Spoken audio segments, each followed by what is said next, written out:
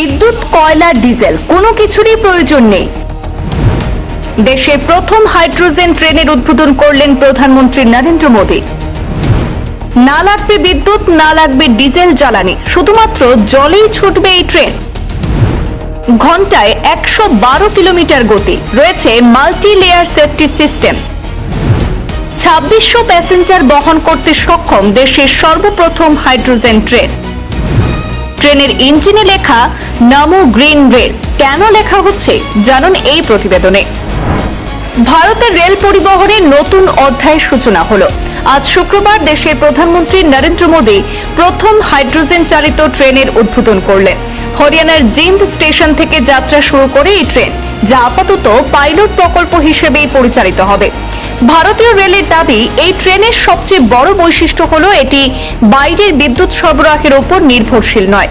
Diesel বা কয়লার পরিবর্তে হাইড্রোজেন ফুয়েল সেল প্রযুক্তির মাধ্যমে নিজেই প্রয়োজনীয় শক্তি উৎপন্ন করে ট্রেনটি চলতে পারে।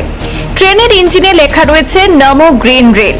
রেলের ব্যাখ্যা অনুযায়ী হাইড্রোজেন প্রযুক্তির কারণে ট্রেন থেকে ক্ষতিকর দূষণ প্রায় নেই বললেই চলে, তাই পরিবেশ বান্ধব এই উদ্যোগকে গ্রিন রেল হিসাবে তুলে ধরা হয়েছে।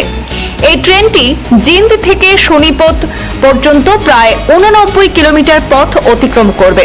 প্রাথমিকভাবে প্রতিদিন 2টি রাউন্ড ট্রিপ পরিচালনা করা হবে। ট্রেনে 682টি আসন থাকলেও দাঁড়িয়ে যাত্রা সহ মোট 2600 জন যাত্রী বহনের সক্ষমতা রয়েছে।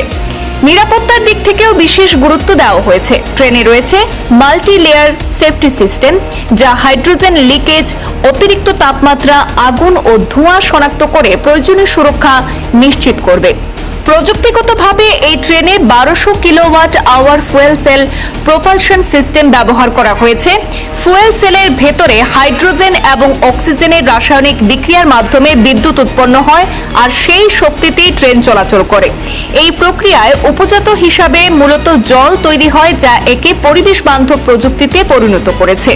ট্রেনটির সর্বোচ্চ গতি ঘন্টায় 120 কিলোমিটার পর্যন্ত হতে পারে, তবে ট্র্যাক, সিগন্যালিং এবং পরিচালনাগত পরিস্থিতি অনুযায়ী বাস্তব গতি পরিবর্তিত হতে পারে। দেশের প্রথম হাইড্রোজেন ট্রেন চালুর মাধ্যমে পরিবেশ বান্ধব এবং বিকল্প জ্বালানি নির্ভর রেল ব্যবস্থার দিকে গুরুত্বপূর্ণ পদক্ষেপ নিল ভারত। পাইলট প্রকল্প সফল হলে ভবিষ্যতে দেশে আরও বিভিন্ন রুটে এই প্রযুক্তির ব্যবহার বাড়তে পারে, যা পরিচ্ছন্ন এবং টেকসই গণপরিবহন গড়ে তুলতে সহায়ক হবে। ব্যুরো রিপোর্ট, পূর্বাঞ্চল প্রতিদিন।